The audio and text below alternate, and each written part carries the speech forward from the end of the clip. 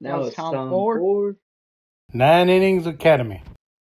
So last week we talked about different cards and stuff, and today we're just gonna give a brief look at our individual teams, me and Jordan's teams, and just look at them because that's another thing that's fun with 9 innings is to kind of track your progression over certain amount of time. Like for us, we've been playing this game for a few years, so we've seen a whole bunch of progression as the game itself's changed, as our teams have changed, as all these different things have evolved. But we'll be just briefly looking at that. Yeah, man. Starting us off here with the starting pitchers. My specific team, I've got a few legends and then a few team sigs. So my ace right now, I've been moving my pitchers around. Right now, I'm rocking with Tom Seaver as my ace as a legend. Yeah, my rotation is it's solid. It's still work in progress. I got multiple Team Sigs. I have a legend in there. I also have a Supreme. Though starting pitcher Supremes aren't as useful as position player Supremes. But my ace, probably my Max Fried at the moment. My Team Sig Max Fried. Though if I get whenever I get ace off of my Glavin, who's my currently my three man in the rotation. He also has ace on him. And now ace works is that's the ace pitcher. So that skill, you don't necessarily want multiple of them. It actually makes the effect not as good. But I have it on two players, but eventually I'll get that off and Freed will be much better. Yeah, for sure. And then my second and third guys are also legends. I've got Juan Marichal and I've got Early Win. Those Now, two guys. I love that name, by the way, oh Early yeah, Win. early win. Now I Hmm, also have to say I do technically have the best Braves Team Six starting pitcher in Chris Sale 24. So that's also nice. He's nasty. He true. doesn't have a like none of my starters outside of my legend obviously have triple three legend sets, but I don't know. Sale's pretty nasty because some seasons he'll be really close with Freed in terms of ERA, and Freed has ace on him, so it's certainly interesting. Sale's pretty nasty. Yeah, man. And who's your third guy again? My third guy's glad. Tom Glavine. That's a legend as well, right? Yep. Nice, nice. That's a nasty card there, man. I've been wanting that card for a while, but haven't been lucky enough to pull him. Probably never will, to be honest with you. But um, yeah, my last guys in the rotation, I got a team sig Charlie Morton and the same as Spencer Strider as well. Then in my fourth spot, I have Mike Soroka. He's decent. I'm still reworking skill. I'm trying to roll PSCTs on, try to rework his skills because his skill set is not ideal.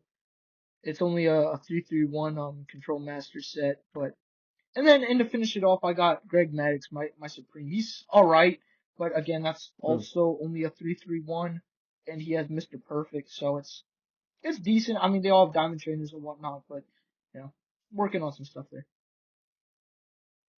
Yes, sir. And I believe you got a better bullpen than me. I've got as my setup guys, I've got Billy Wagner with a 3-3-3 bullpen day, and then Greg McMichael with a 3-3-1 bullpen day as well.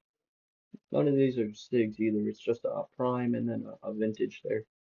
Now, my pen is very solid on paper. Now, certainly they'll be much better with better skills. I don't have great skills on any of these guys yet.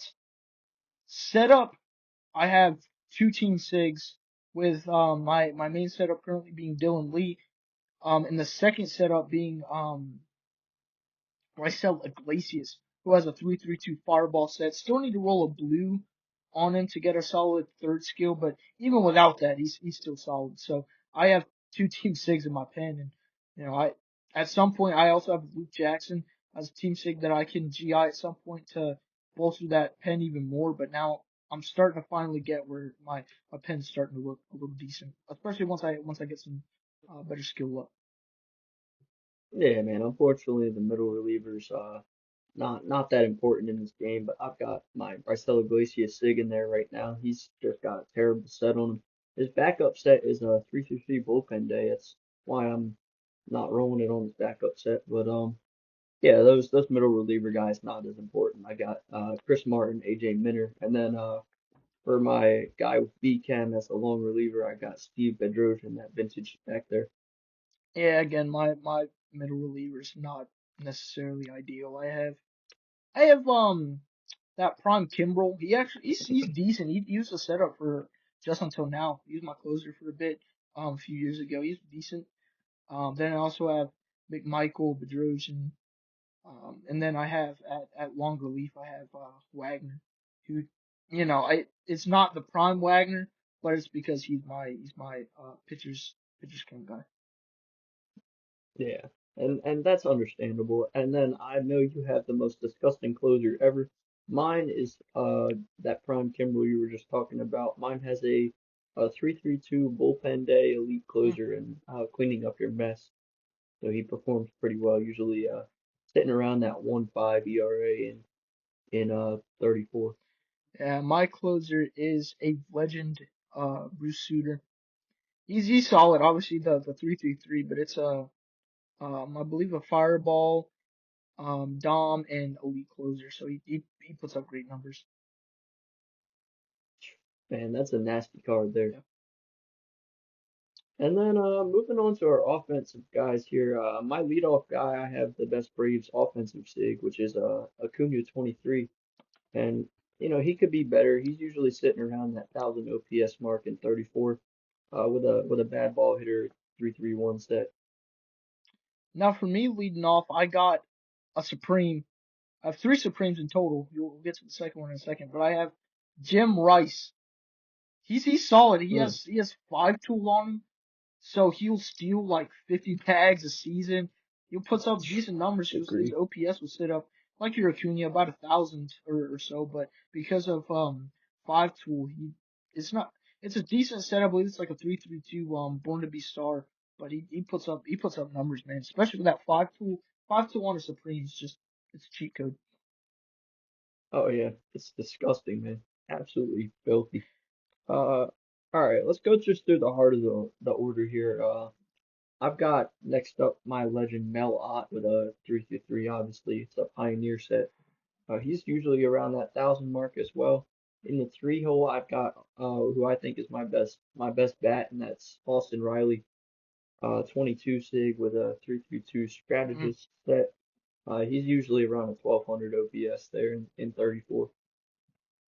And then in the four hole, I've got Andrew Jones Sig, which I just was working on a bit the other day. He's got a 3-3-2 Mm. Pioneer. He's sitting around 1,100 OPS right now through about half a Now season. my 224 is solid. My two spot is my second Supreme, my Harmon Killebrew. Now he's a big work in progress because he is my only player right now who has a 3-3-3 set, but that's on his second skill set, his second skill Mm, slot because I'm still trying to roll blues to get a final set, and that's a 3-3-3 chance maker set. So it's not the mm. best set necessarily, but it is a 3-3-3. So I'm kind of curious just to see how that'll do. Then I have Freddie 20, one of the best Braves team sigs out there, just right behind Acuna. But he has a 3-3-2 bad ball hitter, but he put up like a 1.2 OPS and 34 every season. He's just disgusting. I don't know why, but whatever he has, man, he's nasty. And then in my four hole, I currently have Acuna. Not nastiest Acuna, but he's solid. He'll put up around 1,000 FPS. Nice, man. That's just what you want to see out of the heart of your order there. Uh, I'm gonna go ahead and obviously we know we got the catcher last. Let's just go up through the 5 through 8 hole here. Um, I've got in my 5 hole a Matt Olson Sig. Not his best year. It's a 3-3-2 Pioneer set, so he's usually around like a 1050 OPS. Not terrible. Um, and this is where it gets pretty bad here. I've got a Ozzy Albies Prime. He's usually around like a 950, 900 OPS guy. He's got a 332 hard hitter with the only reason he's good is because he's got the hard hitter diamond skill trainer on there. So that really boosts him up a good That's bit. nice. And then, yeah, yeah, very nice. I've got another legend here in my seven spot, which is interesting because you would expect him to be higher as my DH. I've got Jim Tome, 332 bad ball hitter prediction set. For whatever reason, he's only sitting around like a 870, 850 OPS Wow, usually.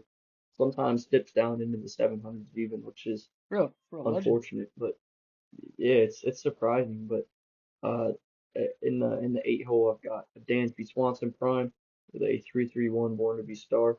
Not a great card, man. Not a great set. Nothing too great on him, but he's usually around a 700 OPS guy. So who you got there, Josh? My five spot, I got a legend Roberto Clemente. He's Hmm. solid. He puts up decent numbers. Now, hopefully, he currently has to play the outfield because of another guy I'll mention in a second. I don't have my DH slot open yet, but soon, hopefully, I have a Hayward currently that I can put in at outfield, and when I do that, Clemente will be moved over to DH. So then I can fully train him for DH. But he'll put up an OPS around 1,000. Then I have a Dansby Swanson. He's all right, not the best skills, so I'm not even gonna like he'll only put up about a 800 900 OPS, but he's more of a defensive guy. Then I have my Matt Olson, who has a nice hard hitter set. 332, but he's my DH. He puts up decent numbers. He's not a prime Olsen, but I've never swapped him out for a prime Olsen just because I don't know, mine does solid for some reason. And I have a diamond skill trainer for him as well. Even though it's kind of a stupid one, it's just basically gives you a higher chance of getting hit by a pitch. So I don't know why that is. Um, then I have All right. prime Ozzy, who's he all right, but nothing great. Yeah, I mean, once you get up to those later seasons, like 33, 34, especially once you hit 35, you're gonna pretty much need Team Sigs, Legends, or Supremes to be able to compete there. Speaking of Team Sigs, I'm gonna go ahead and flex my catcher here. I pulled a Joe Torre, Team Sig. Obviously, your catcher doesn't really matter that much, but I've got laser beam and five tool on him. Not a legend set, so we're just chilling with that right now. Obviously, his bat is not good. He's usually around about a 500 OPS. So it's your catcher though, so you're really just looking for fielding on him and makes your pitchers all better. Interestingly enough, here, uh, usually my Joe Torre averages around 10 stolen bases a What? season. 10 stolen bases Yeah. for your catcher. No, Uh-huh. I have the same catcher, just not as a sake, but basically all the same skill stuff too. He has laser beam, and whatnot, but high fielding. Now, I think next week we'll try to dive into our club system, sort of look into that. But I think that's about it for the Innings Academy today. We're just looking at our teams and different pools and stuff. Hopefully we can get soon.